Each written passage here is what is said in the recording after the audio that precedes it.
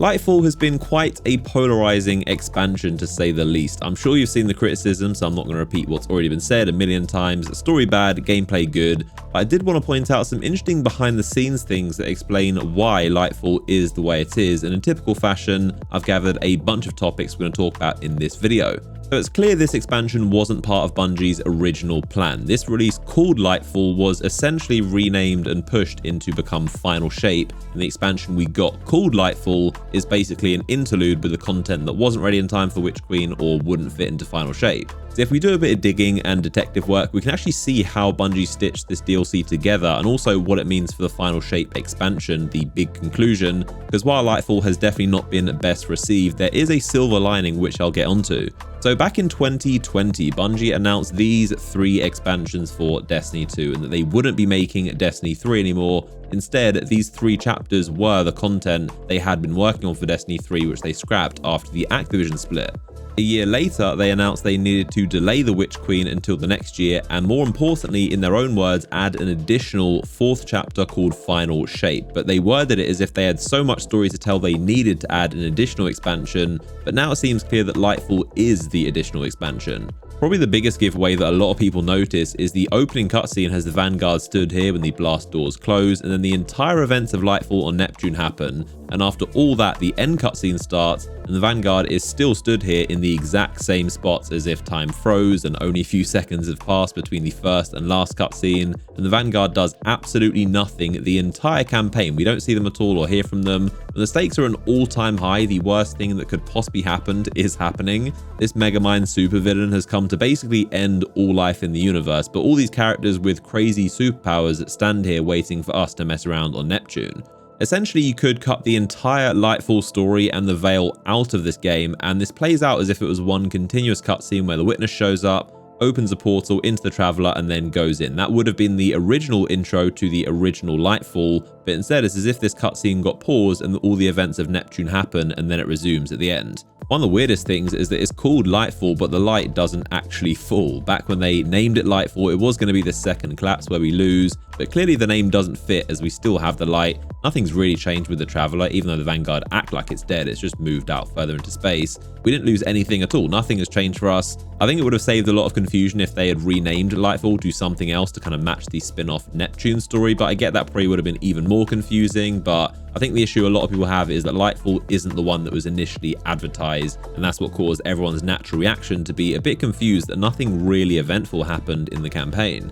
Now, there's also a ton of evidence that Strand was meant to be in Witch Queen, which isn't really surprising. Originally, there were 3 expansions, each with a new Darkness subclass, and that was the plan for D3. But before the Final Shape existed, of course, the Witch Queen would have had a green subclass.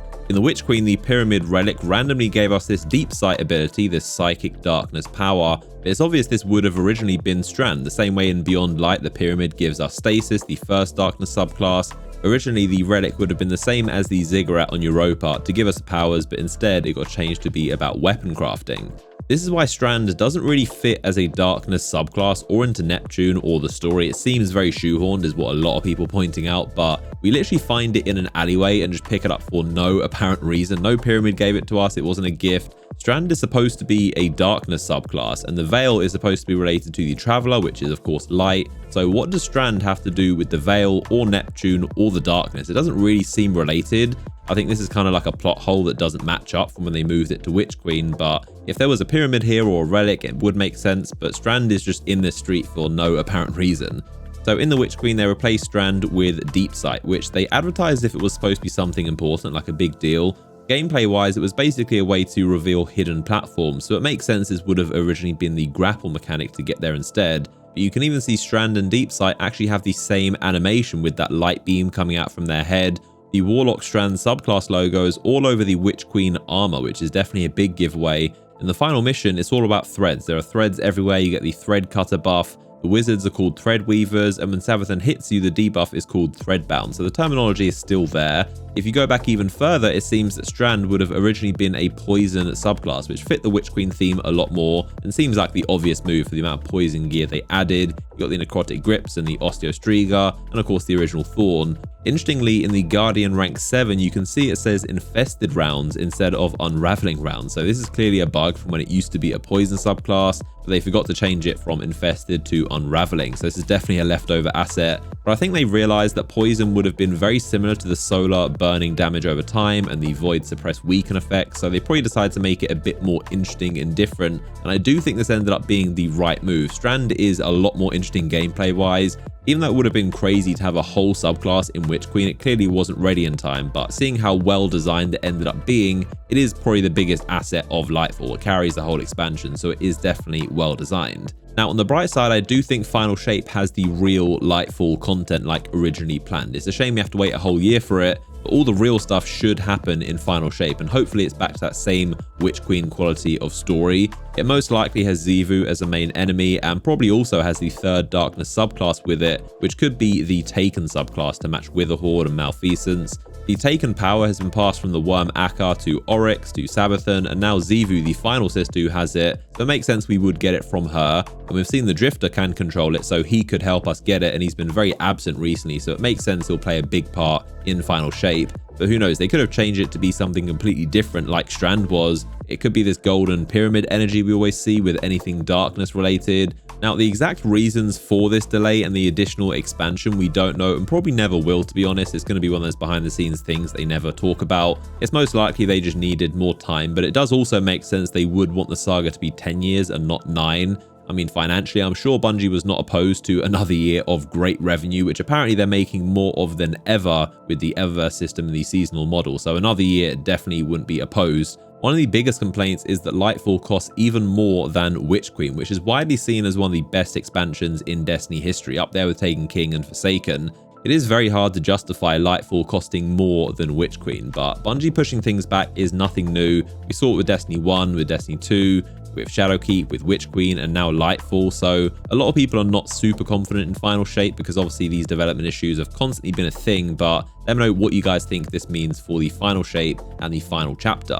Bungie has also hinted that Savathun will make a return at some point. Since Witch Queen, she is now a Guardian, and of course Guardians can be resurrected by their ghosts. Her ghost disappeared randomly and is about somewhere, and her body is also being preserved by the Vanguard, so it's quite obvious she'll make a return and be resurrected. The same way Eramis at the end of Beyond Light didn't fully die and she came back, but the difference is she'll probably be on our side. As weird as that sounds, she is against the Witness and against her sister Xivu, so she'll definitely be an ally, making it 3 of the main original races in Destiny are now on our side, and Bungie's been setting this up for quite a while. You've got Keitel and the Imperial Cabal, you've got Mithrax and the House of Lightfallen, and of course Savathun with the Lucian Hive that now have the Light. The Vex are just robots that will probably always be our enemies, but this is like the Avengers endgame moment against the Witness that will be the final shape. Now, something else Bungie hinted at is the return of Titan, the exact same way that in Witch Queen the exotic glaive quest teased Neptune as Nephele Stronghold. In Lightfall, the exotic glaive quest for Winterbite says Saturn 6 has vital information, an enemy of the Witness is on Titan, if still living, preservation is paramount, don't waste time. So apparently we need to hurry to Titan. There is some kind of living enemy of the Witness. The first thing a lot of people thought of is the giant worm, sea creature, Leviathan thing. This has been a mystery since Destiny 2's launch in 2017, and it makes sense for something for Bungie to return, as they're clearly doing a lot of tying up of loose ends, taking mystery characters that have been kind of speculated about for a while and giving them a huge payoff and making them come full circle, like Nezarec. So it could be the giant sea creature that looks exactly like the worm gods is one of the worm gods who we know are yet to make an appearance, maybe some of them still alive. We know we're getting new dungeons, so it would make sense as a dungeon boss similar to Zol, but not as a pushover campaign boss. And we also saw the planet encounter in the new raid where we get to move planets around. This is pretty cool because obviously it's the room that we saw the Witness in this famous cutscene.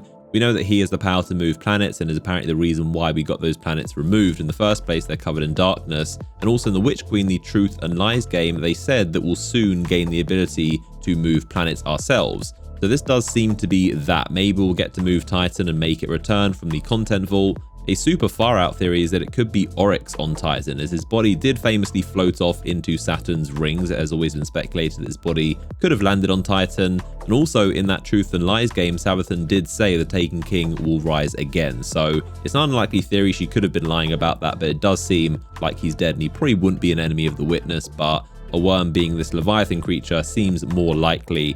Something else interesting is that Bungie released this concept art of the infamous veil, one of the most confusing things in Destiny history that was apparently super important. It wasn't shown off super well in the cutscene, you can't really see it, it just looks like this giant weird ball thing and this purple vortex. But here you can see what it actually looks like, and it's kind of like an hourglass that's been mentioned a lot in the campaign, and a bit like a wormhole type portal. Half of it is dark with the same texture as those darkness liquid walls that you can see on the Witness's Pyramid, and the multicolored bit is the same as the portal that he opened in front of the Traveler. The light half is similar to the trees that you can see the Traveler make in the raid and back on the Cradle on Io, those kind of silver wing trees, but it also explains that this is the symbol for Neomuna. As you can see, it's this hourglass of light, and of course the whole city is built around it, it's the power source. There's also this early concept art of Nezarec, which looked really cool, kind of like this demon Grim Reaper with a similar rock design. I would admit these do look a bit better than the actual final game version. There have been a lot of memes around him not looking too impressive. You may have also noticed how his eyes are specifically different colors. They look pretty significant, and like they could be similar to how Ralk's eyes had those symbols for Eris and the Stranger that we talked about before. Some people thought they could represent elements or subclasses or maybe planets, but the artist says here that it's heterochromia and he has the eyes of different species because he's a chimera. Another pretty cool Easter egg can be found in the opening cutscene. You can see these guardians that get diced up by the Witness. They were basically sacrificed. These three are actually significant. These aren't just random guardians. You might have noticed their armor. These are the same three that were in the original Destiny 1 trailer. So they're very famous, and they're in the Vault of Glass cinematic for Curse of Osiris. So they're definitely significant characters that have been following us this whole journey, but they got killed by the Witness in the opening cutscene. So it's a cool throwback. At the same time, I don't really know what these three were hoping to accomplish with Amanda going after the Witness. He's like the most powerful enemy ever, but apparently they were going to try and kill him with these standard ships. But either way, it's a cool detail that Bungie deliberately added into this cutscene to kind of commemorate the OG Guardians. I do want to know in the comments what you guys think of Lightfall overall. I will be reading all the comments as usual, but it's been a very mixed one. On one hand, it returned to Destiny 1 level of storytelling, and everyone seemed to notice immediately. The campaign didn't seem to fit, but at the same time, Strand I think is one of the best designed subclasses we've ever seen, and the game overall is in a very polished state. The mods and the builds I love, there's a ton of quality of life changes that just make the game better. So depending on what you want out of Destiny, a lot of people are mixed. I can imagine if you don't care at all about the campaign and you skip the cutscenes, you probably didn't even notice the issues with the story. So it depends who you ask. If you made it this far, a like rating before you go would be hugely appreciated, and you click on this video to watch my latest podcast episode with Bife, where we talk all things Lightfall. I appreciate you taking the time to watch this video, and I'll see you all in the next one.